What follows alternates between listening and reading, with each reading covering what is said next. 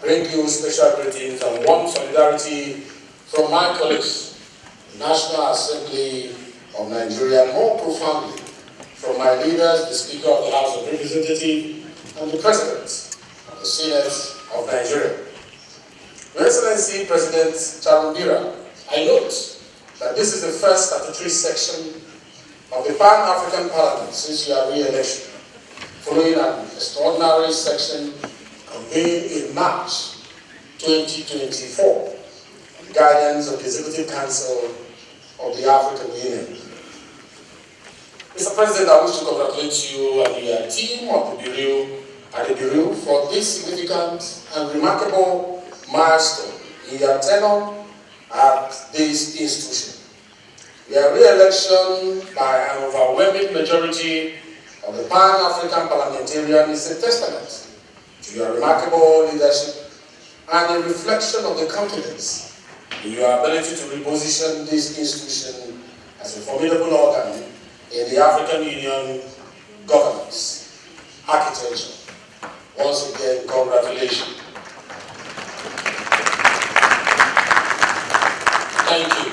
I am particularly fascinated by the theme of this section, which is anchored on the African Union theme for 2024, which has been identified as the year of education with a focus on educating an African that is fit for the 21st century.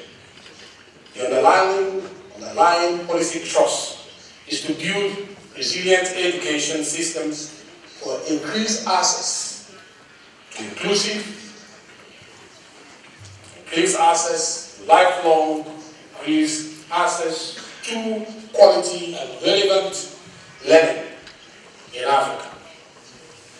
I may not have been present and a member of this adult chamber when the team was crafted and pondered upon, but I'm pleased, very much so pleased with it, because it deals with a germane African situation and issue. As the great Maliba has been quoted here and here again just by the former speaker who spoke a few minutes ago, education is the most powerful weapon which you can use to change the world. We will not get tired of referring to this quotation, because truly, indeed, it is the best tool. These words should serve as a powerful reminder of the transformative power of education in driving positive change and enabling sustainable development for our great continent. Honorable colleagues, invited guests, the selection of this theme and the imperative of a continental transformational education agenda could not have been, could not have come at a time better than now, when we are in need for growth and development of the continent of Africa, particularly when you consider recent empirical reports suggesting that globally, education is in deep crisis. Well done to those who selected this theme, because it's through education that we innovate. With innovation that is mixed with technology, we challenge tradition and we become more productive as a continent. We could not have chosen a better topic than education. This is critical for Africa. When you take into consideration the disturbing reports of the lack of appreciable progress towards the attainment of sustainable development goals, especially SDG 4, which is on education. This is further complicated by a report reflected in the recent United Nations Continental Education Strategy, CESA, that paints a disturbing picture that Africa accounts for the greater gaps towards the achievement of SDG 4 objectives when compared to other continents. It calls for a concern. And I'm happy it is the theme of our deliberation during this session. This inability to sustain an attainment of this goal of education truly underscores the urgency of a parliamentary intervention and the need to reaffirm, through this section, our collective commitment to resourceful education policies. We are complaining that we have not met the expectation of SDG 4, while those that we have trained are migrating daily to other jurisdictions. The goal of this parliament is to adopt a pan-African approach to cure this effect. This is our job as leaders. And it is our job as representatives of the people. And if it is our job, we must do it. If we are fit for purpose, we must chase out to deal with it. The era of blaming anybody is gone. It is now our responsibility to deal with our problems. Nothing more, nothing less. Let me repeat. The era of blame game is gone. It is our responsibility. It is our problem. We're going to own it and we're going to deal with it. Thank you. This is a call for immediate action. And I'm pleased that the leadership of President Charumbira is not wasting any time in addressing this major continental deficiency in our education system. Honorable colleagues, permit me to reflect briefly on our experience in Nigeria with regards to education. It is remarkable to note that this theme aligns quite substantively to the legislative priorities established under my leadership at the Nigerian House of Representatives, and more fervently with President Bola Ahmed Tinubu's focus on prioritizing education as a major catalyst to economic development. This involves the increased funding for schools, scholarships, and initiatives like free school meals for African children living in Nigeria. Whether you're a Nigerian or not, you are entitled to that school meal.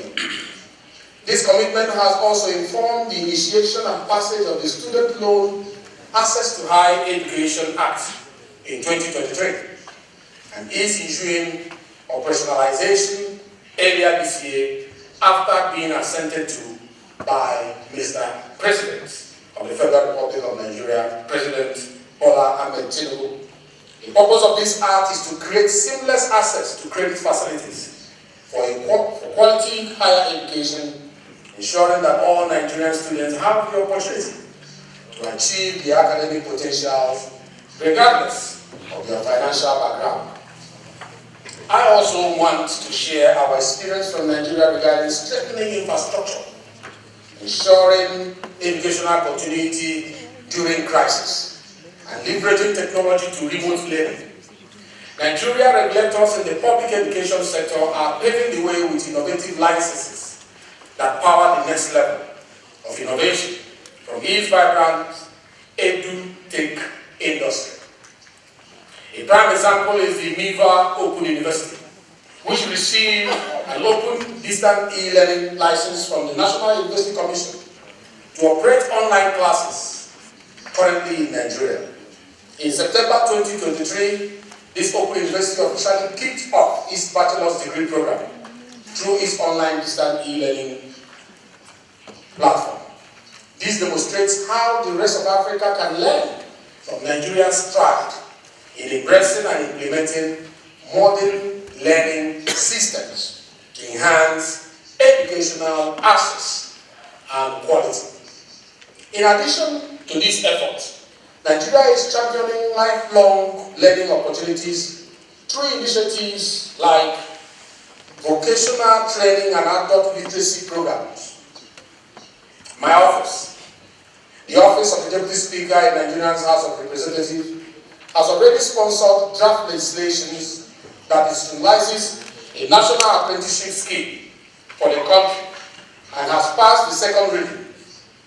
This demonstrates our commitment to equipping our citizens with the skills necessary for a dynamic and evolving economy. We must also focus on the education of our people with physical disabilities, ensuring that our education system are inclusive and accessible to all. Furthermore, it is crucial that we insist on utilizing an African model of learning to pass knowledge. Our knowledge acquisition model should be tailored to suit the African dynamics, ensuring that our educational methods are relevant and effective in our unique context. With all of these in mind, we must advocate for a specific target percentage of our national budget dedicated to education. This will serve as a landmark goal for all African countries, engineering a continent-wide commitment. In addition, by sharing best practices in teacher training, curriculum development, and technology utilization, we can leverage the collective wisdom of Africa for the benefit of all. Furthermore, I propose the creation of a dedicated fund to support national efforts and address funding disparities across the continent. This will ensure no child is left behind on the path to a brighter future. Also, in order to track progress and foster accountability, establishing clear targets for country representative at the Parliament, it is very imperative that we take it seriously. This will set the stage for peer review and informative country-by-country presentation at future PAR session. I'm looking forward, Mr. President, to more robust parliamentary deliberation on this subject. I hope that we can translate the outcome of our deliberation into tangible, achievable, and realistic milestones. Before I end, let me emphasize that if AU, as a democratic institution, want to be seen as one, it is important, and the time is now, for the legislative arm of AU to be strengthened beyond where it is. An era of having a budget by the executive arm of AU that is going to be oversighted by the legislative arm without the input of the appropriation rights of this arm of the government of AU should be gone. A new era that is transparent, a new era that is credible, a new era that has integrity should now come into place.